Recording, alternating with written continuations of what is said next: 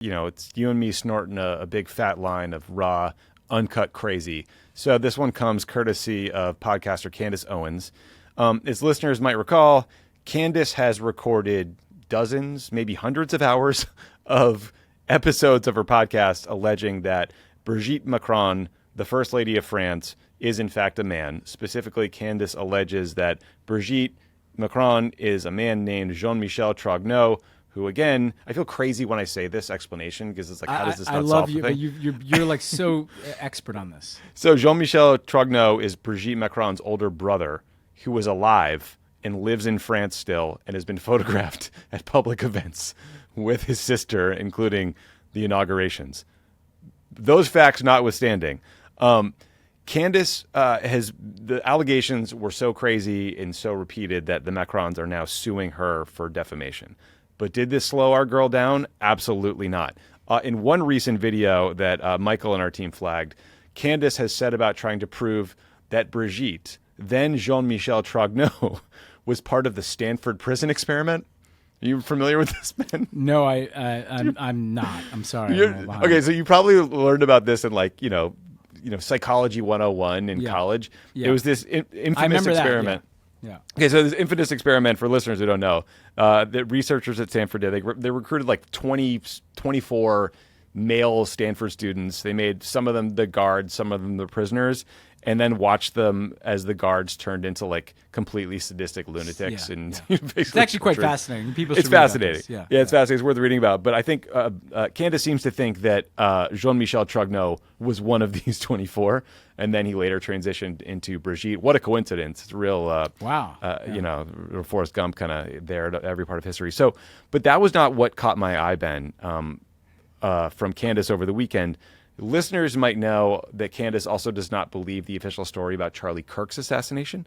She has not so subtly suggested that Israel was behind Kirk's death, or maybe just a group of people who rhyme with the blues.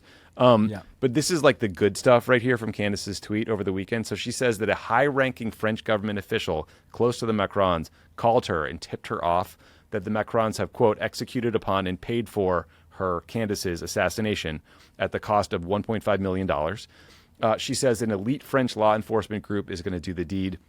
The team is composed of a French female assassin and, of course, a male Israeli, because you got to have some representation in there for your people, Ben.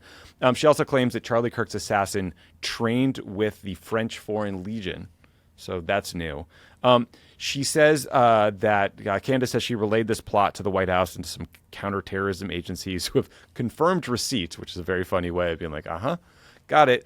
And in case you think that Candace is lying, I did notice that some crazy woman who works for the My Pillow Guys TV network, which is a thing that really exists in the world, said she has confirmed Candace's story. So take that, fact checkers. Also, Pavel Durov, remember that guy, the founder of Telegram? Our guy. Briefly detained in France by the French government, says that Candace's claims are plausible, and our boy Mike Flynn says there's plenty of truth to the accusations. So I guess, Ben, the question is, if this is true, when do we declare war on the French? I mean, she's just asking questions. She's just doing research, and she's uncovering all kinds of shocking things here. I just want this to go on. I just want this to continue. It's like so good for content that Candace is heroically taking it upon herself. I mean, I do, the original sin here beyond Candace's insanity was this lawsuit, because it's just kind of giving her this platform to just pull the thread on like her, wildest conspiracy theories, and people like us are obviously paying attention because she's getting sued by the president of France, which kind of, like PR 101 is that, like, if there's something like insane like this, maybe you don't shine like the brightest possible spotlight on it. So I'm not quite sure like why the Macrons have gone down the lawsuit strategy. Candace seems to be just fine with it, but suffice to say, I do not believe that the French Foreign Legion trained Charlie Kirk's assassin, nor do I think, I don't think Candace has anything to worry about from the French government other than this lawsuit. What is the suggestion? Is it like the French were so mad about Candace's reporting on Brigitte that they took out Charlie Kirk to punish her, like someone she was like estranged from.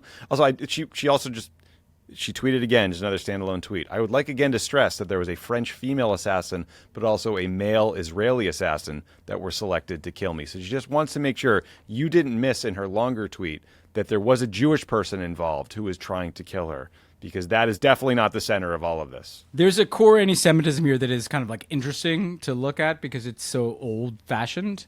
Because if you actually, I did go down the rabbit hole on this one before, and the whole idea was that Emmanuel Macron is some kind of Manchurian candidate working on behalf of kind of like the one world government, right? Kind of enterprise led by, Brigitte Macron, the man, and the Jews, right? Like, so it kind of all goes back to like old fashioned, Rothschild kind of stuff. It is. And actually, I think there's Rothschilds bonkers. Involved in her theory. There's Frankists too. Like, yeah. So it's all there. It's insane. It's all there. I went to her Twitter today, just sort of like see what she was up to and what she was tweeting about. She was retweeting that guy Dugin. What's his first name? The kind of bloodthirsty the Russian guy, yeah. Russian propagandist who's tweeting about the Frankists as well. It's a weird world over there. I don't recommend it. Speaking of weird stuff on Twitter, Ben, I did notice that Twitter, or now X, they rolled out this new feature that lets you see where an account is located and when they join Twitter. And this has sort of led to this, like, I think long suspected but hilarious revelation that a lot of these really big MAGA fan accounts are actually just randos based way outside the United States. So the Daily Beast looked into this. They found that there's an account, MAGA Nation X, which has like 400,000 followers, and a bio that's like Patriot Voice for We the People. They're based in Eastern Europe. There is a user named America First that has like a ton of followers and the profile picture of Caroline Levitt. That's based in Bangladesh. There's an Ivanka Trump fan account with 1 million followers based in Nigeria. You get the point. A few other weird tidbits, Ben.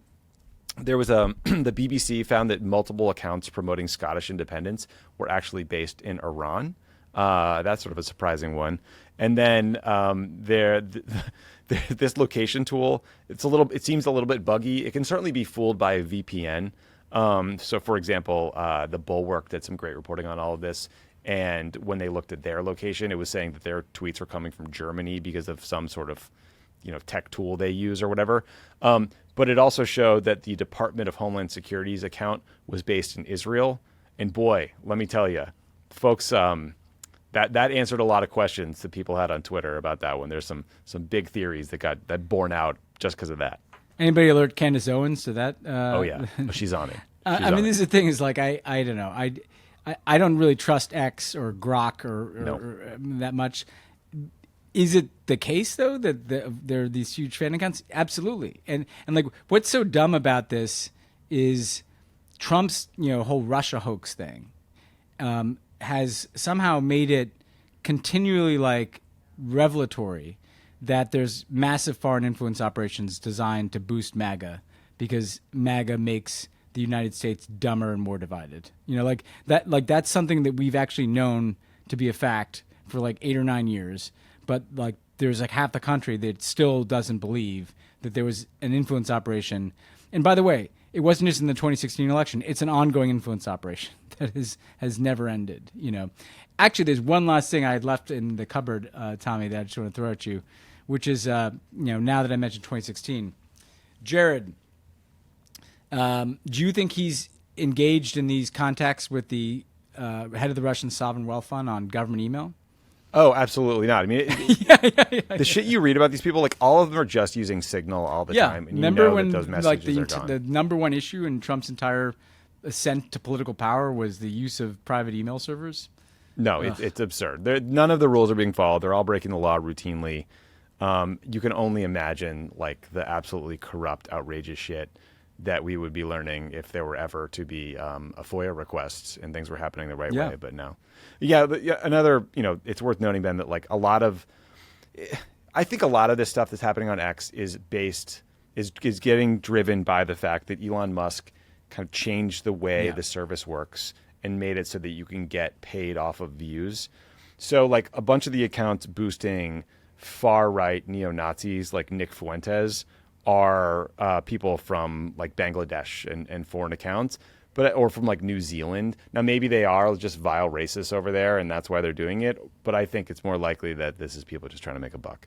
Yeah, but unfortunately, this synergy between the people trying to make a buck and the people trying to like destroy society is a huge overlapping. That's a perfect circle. That overlapping Venn diagram. Yeah. Thank you for watching that excerpt of Pod Save the World. It's a show I do every week with Ben Rhodes, where we talk about the biggest stories in national security and foreign policy. Please subscribe to Pod Save America and Pod Save the World here on YouTube. We are trying to build a progressive media empire and a counterweight to the right-wing garbage that is all over YouTube. And when you subscribe to Pod Save America and Pod Save the World, you help us get good information into that algorithm so that when people are searching for political news, they find our stuff and not right-wing crap. So thanks.